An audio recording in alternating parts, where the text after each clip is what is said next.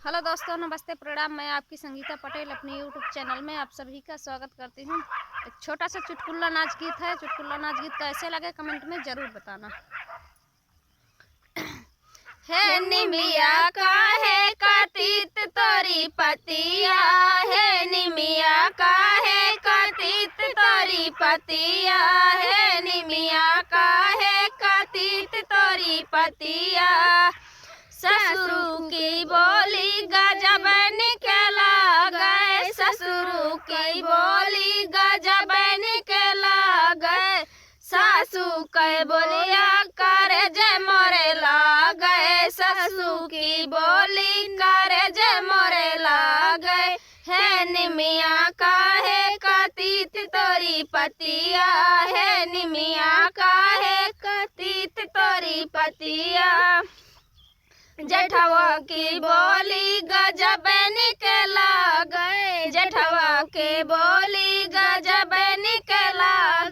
जेठानी के बोली कर जय मोरे ला गए, जेठानी की बोली कर जय मोरे ला गए। है निमिया का है कतीत तोरी पतिया, है निमिया का है कतीत तोरी पतिया।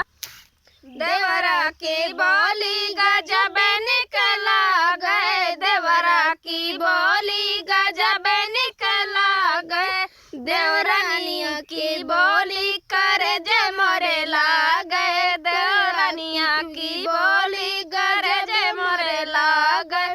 है निमिया का है कतीत तोरी पतिया, है निमिया का है कतीत तोरी पतिया।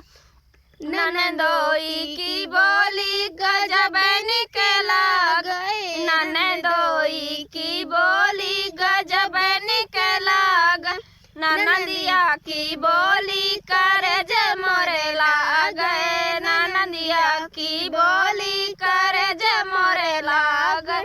है निमिया का है कतीत तोरी पतिया, है निमिया का है कतीत तोरी पतिया।